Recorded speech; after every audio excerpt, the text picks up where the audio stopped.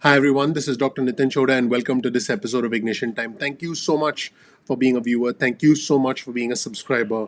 What a year this has been. What a year. And it looks like we're going to end this year with a bang. And I don't mean a good one. I mean in a rather stressful, unfortunate, and in many, many ways, an unnecessary way. Because I believe that everything we are facing right now is unfortunate. It's a sign of poor communication between our elected officials. I believe that we are in this position because of poor coordination between our elected officials. I believe we are in this position because of poor communication. I believe things should not have been left to the last minute because there are three important deadlines coming up, and there is now a political showdown that we are heading into next week. This is unfortunate. Why? Because we don't care. We just want to make sure that the government comes through for those who need help. Unfortunately, this gridlock now continues because of the recent news that has emerged in the past couple of days. So there are three important deadlines, and there are two big showdowns that are coming. What are the three important deadlines? The first deadline is tonight, the 26th of December. Tonight, on the 26th of December, the PUA program and the PEUC program expires. If the president does not sign the stimulus bill by tonight, the benefits, the $300 a week benefits for next week will not be paid. In other words, individuals could lose an entire week of benefits according to several news sources, because the benefits can only be paid after the law gets enacted, and the law only gets enacted when the president signs. So that's the first deadline, which is tonight, the 26th of December. The second important deadline is Monday night, the 28th of December.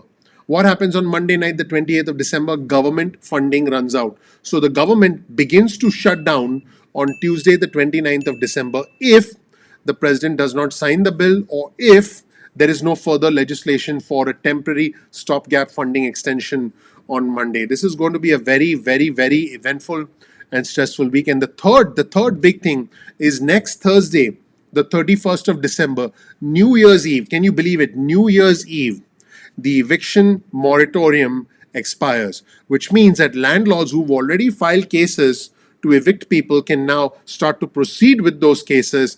And look, there's going to be a huge backlog as far as the courts are concerned, but landlords can proceed with cases to throw individuals out, to throw tenants out, because the eviction moratorium has expired.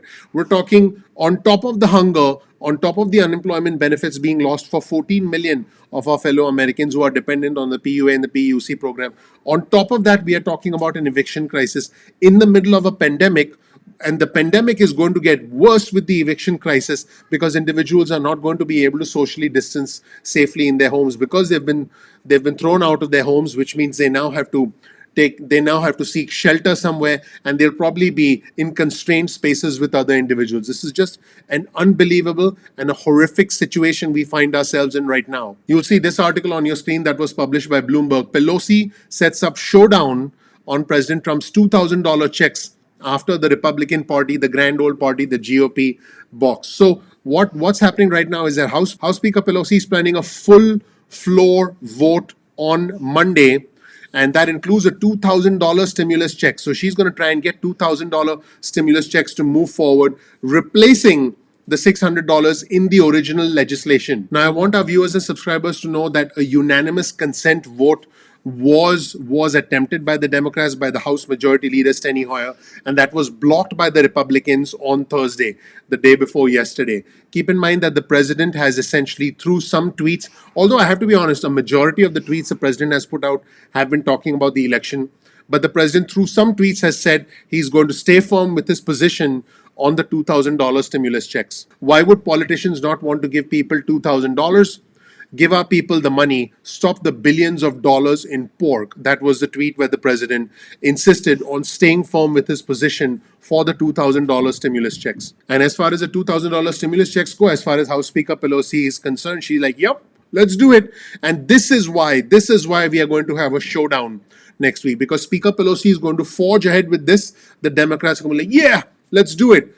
But I've mentioned this earlier, it doesn't look like the Republicans are on board. Here's a statement on your screen from House Speaker Pelosi. House and Senate Democrats have repeatedly fought for bigger checks for the American people, which House and Senate Republicans have repeatedly rejected. First, during our negotiations, when they said they would not go above $600, and now with this act on the floor, she's referring to the act 48 hours ago on the floor of the House, where the motion from the House Majority Leader Steny Hoyer was essentially struck down by the House Minority Leader Kevin McCarthy. This entire situation is unfortunate and in many ways ironic, and here's why. On your screen, you'll see an article that was published on Forbes by Shahar Ziv, who's an educator at Acing Finances, and Shahar writes, if Trump does not sign the new stimulus bill today, the extra $300 in unemployment will not start until at least January and will be cut from 11 weeks down to 10 weeks. In other words, what would be ironic is in his push for the larger stimulus check, the president could end up making sure inadvertently that 14 million of our fellow Americans do not get $300 a week for next week, and they would then get that benefit from January if the law is not enacted tonight. There seems to be a lot of pressure for the president to actually sign the bill by tonight, although I have seen many of our viewers, many of our subscribers calling this a masterstroke on the part of the president. Guys, to be completely honest, it doesn't matter whether this is a master stroke on the part of the president or whether this is something that you felt made absolutely no sense. What matters is the help that our fellow Americans get. That is the only thing that matters. Now, let me be as clear as I can.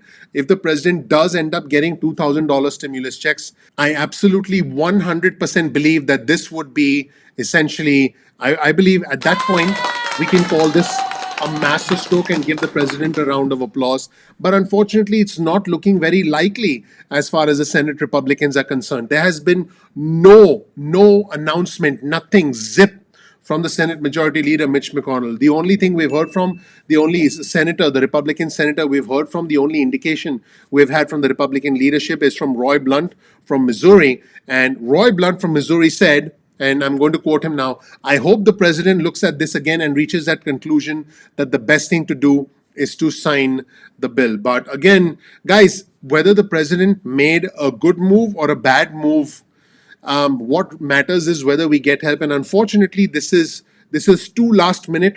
These things should have been worked on earlier. But if this ends up being a negotiating tactic, to be honest with you, even if it works, I think it's putting us as a country, as a people, through so much stress that I think that, negotiating these things in advance would have made more sense. So guys, look, if you're doing a deal, buying something, buying a piece of real estate, you can have this kind of last minute drama. But we're talking about millions of our fellow Americans who don't have food to put on the table. For us, it's about putting food on the table. For us, it's about paying rent. For many of us, it's about keeping the lights on. Individuals in travel, leisure, entertainment, and hospitality have lost their jobs forever. And here we are still bickering at the 11th hour. One person who is essentially saying, hey, we need to do something, who, by the way, I'm pretty sure the president is not listening to, is the House Majority Leader Steny Hoyer.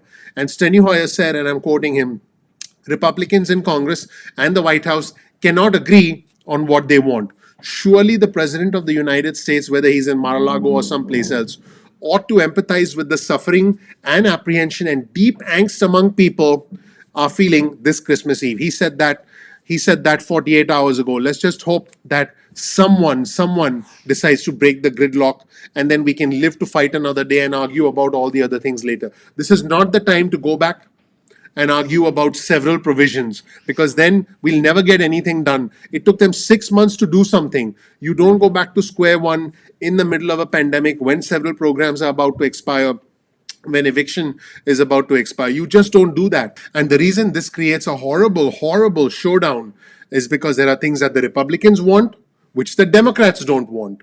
There are things that the Democrats want, which the Republicans don't want. Let me give you an example of the things that Democrats want that Republicans don't want. Democrats want $2,000 stimulus checks.